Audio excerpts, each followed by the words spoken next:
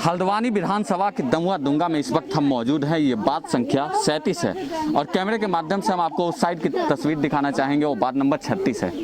बीच की एक कनेक्टिविटी है और चूंकि जंगल की भूमि है और लोग जैसा कि बता रहे हैं, अभी बरसात में 2-3 दिन पहले की यहाँ की एक फुटेज काफ़ी सोशल मीडिया पे चर्चा का विषय बना।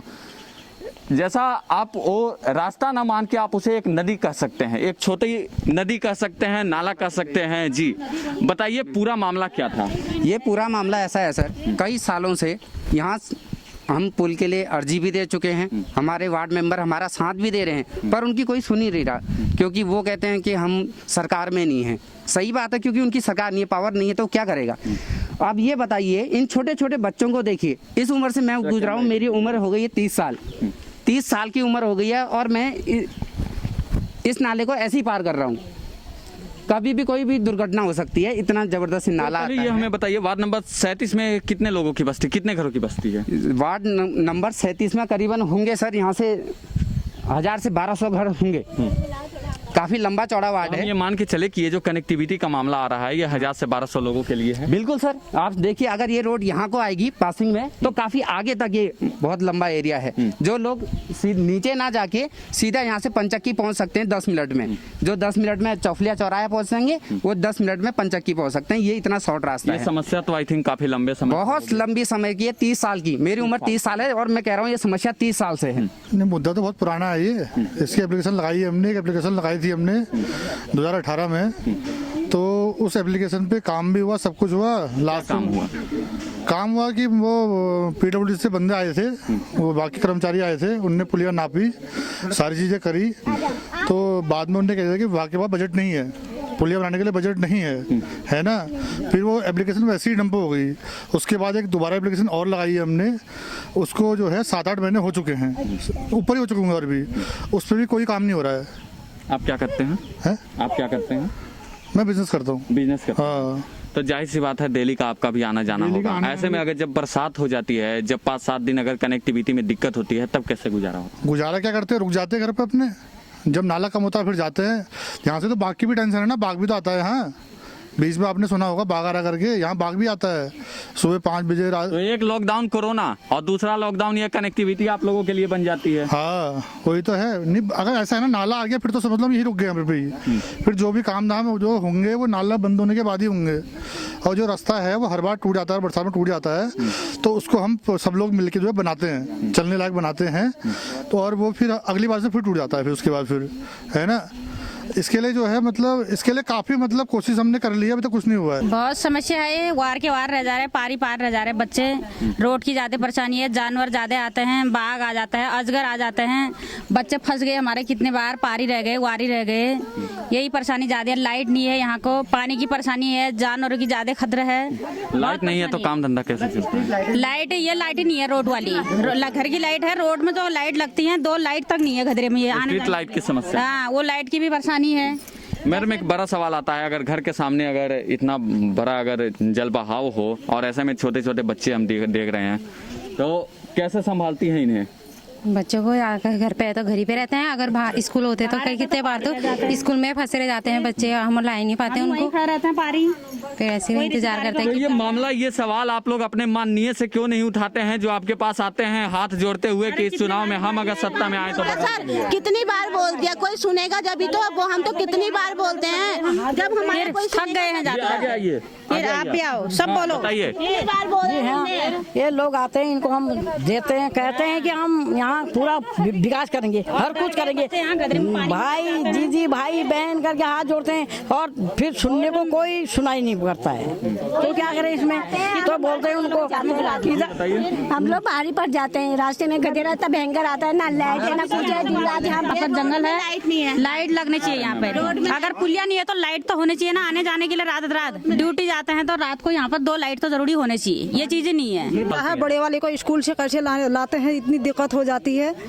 और रात आदमी काम से आते हैं, रौला आ जाता है, रुक जाता है, फिर इतने छोटी भाव को लेके उसको लेने कैसे जाऊँ, हर कोई दिक्कत है। रौला की सबसे ज्यादा पुल की दिक्कत है यहाँ। एक घर के 2 परिवार अलग अलग हो जाते हैं, आप बता रही हैं। कितने दिनों तक ऐसा माहौल बन जाता है? कोई भरोसा थोड़ा ठहरा, बरसातों में इतना पुल की तो जरूरत ज्यादा ही है। हमारे हस्बैंड की नाइट ड्यूटी है वहाँ ऑफिस में, तो यहाँ जानवर का भी खतरा है और बरसात का भी है। रौला आ जाता है, हाँ, रोली में परसों तो बहुत ज्यादा रौला आ जाता है, रात में दिक्कत होती है, फिर घर ही रहना पड़ता है, वहाँ डांट खानी पड़ती है। ये कुमाऊं कॉलोनी है, डामाडोंगा ये जो है पूरा, और दूसरा है हमारा 2 नहरिया हो गया।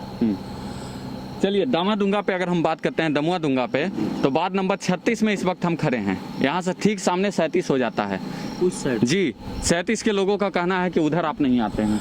लेकिन उसके लिए भी एक वजह है सर। जी बताइए। ऐसा है कि जैसे हम पूरे वार्ड से गाड़ी लेके आते हैं, तो ये जो जगह है मेन, ये जगह दिक्कत करती है। ये भाई साहब खुद जानते हैं, देखो इन्होंने गाड़ी लगाई, मैं गया वहाँ एक्चुअली ऐसा हुआ, गाड़ी जब जाती है, जब बरसात आती है तो यहाँ पर गाड़ी पार नहीं हो पाती हमारी।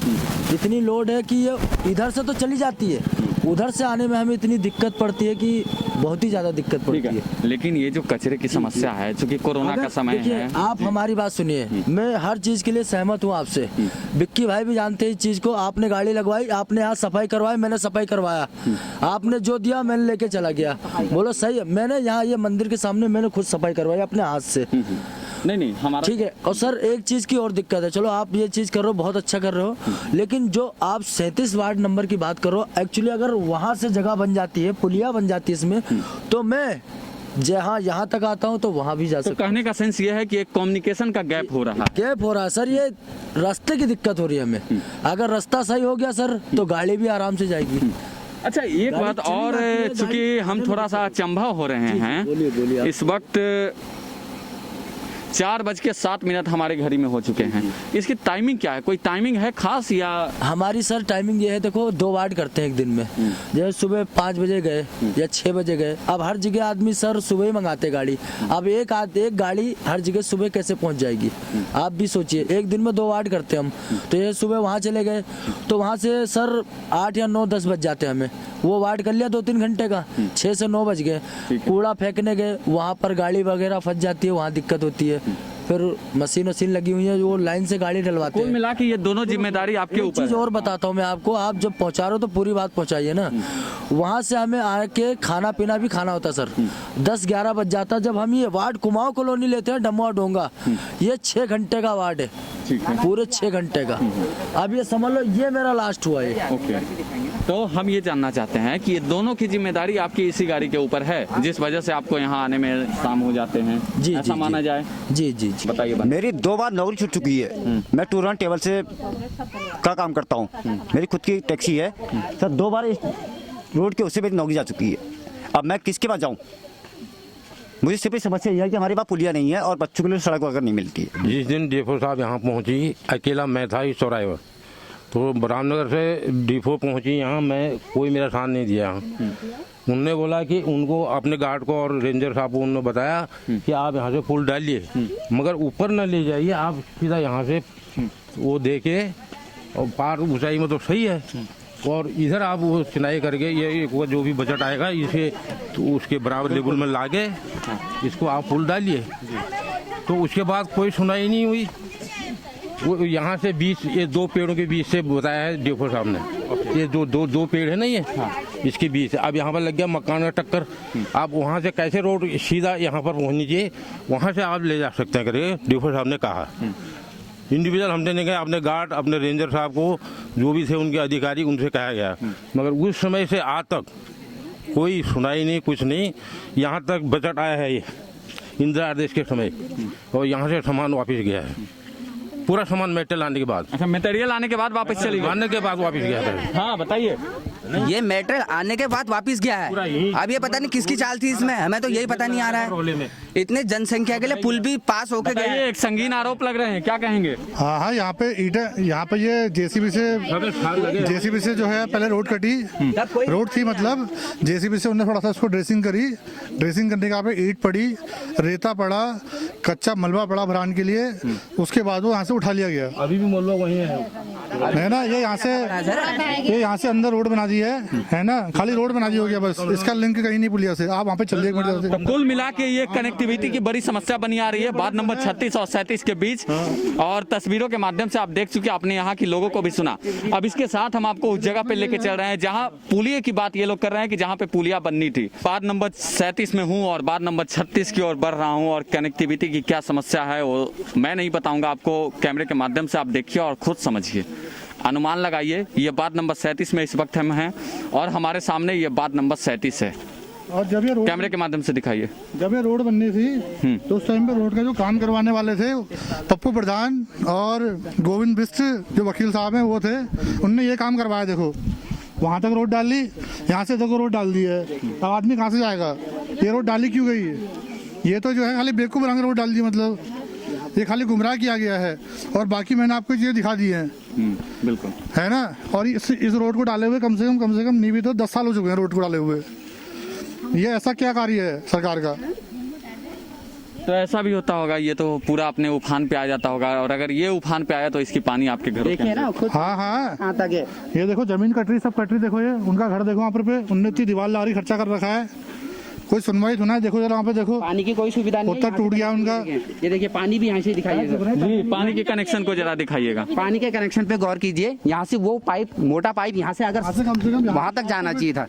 400 फुट बिल्कुल गौर कीजिए, कितने लंबे कनेक्शन है। 250-300 मीटर दूर घर है, बंदा कितना खर्चा करेगा अपनी जेब का? कितना खर्चा करेगा? एक पाइप कितने का आता है सर? 20 मीटर, 10 मीटर, 20 मीटर का। देखिए ना, यहाँ से 250 मीटर दूर तक कनेक्शन गए हैं। कोई क्या ये पानी का बिल भी लिया जाता है? बिल पूरा का यहाँ कितने वो आगे नोटिस आगे पानी बिल दो, पाइप टूट जाएगा, पाइप टूट जाए उसका भी खर्चा लेते हम चाहिए। अब 10,000 50,000 रुपया कब तक देंगे हम? लाइटें लगी, जो नई लाइटें लगी अभी, सब जगह लाइटें लगी हुई। देखो नाले पर लाइटें लगी हुई है सारी, यहाँ एक भी कोई लाइट नहीं है, कोई भी लाइट नहीं है। कोई यहाँ पे किसी तरह की कोई सुविधा नहीं जाती यहाँ पे।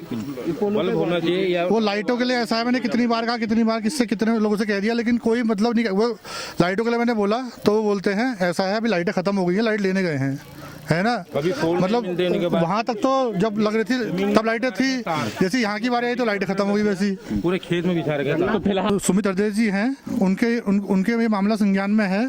ये दूसरी एप्लीकेशन मैं खुद गया था देने के लिए, मेरे साथ और भी लोग थे, उनको दी थी मैंने। ये 10वें महीने की एप्लीकेशन है। उन्होंने मुझसे कहा था कि 6-7 महीने का समय लगेगा, लेकिन 6-7 महीने से ऊपर हो चुके हैं अभी, है ना। लेकिन कोई सुनवाई नहीं हुई अभी। ये जो है 2018 की एप्लीकेशन लगी हुई है, 3 साल है ना। इस पे विभाग ने कहा था कि हमारे पास बजट नहीं है अभी, तो विभाग के बाद तब से बजट तो आया होगा, बाद में इस पे काम होना चाहिए था। 100 रुपए लीटर हो गया, कहाँ जा रहा टैक्स? चलिए, सड़क पानी पे हम बिजली कर लिए। जो है मेन तो मेरा मुद्दा ये है, हमेशा देहरादून जाते हैं, यहाँ की समस्या उन्होंने कभी देखी या मुंह से बोल के हो जाता है? तो सड़क और पानी पे फिलहाल हम बात कर लिए हैं। अब हम आ जाते हैं सफाई व्यवस्था पे।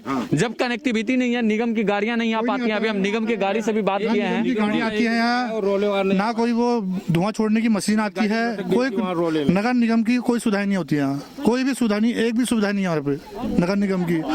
और मेन जो हमारा क्वेश्चन है कि जो ये जो है 26/4/2018 को हमारी एप्लीकेशन लगी थी और ये पास भी हो गई थी।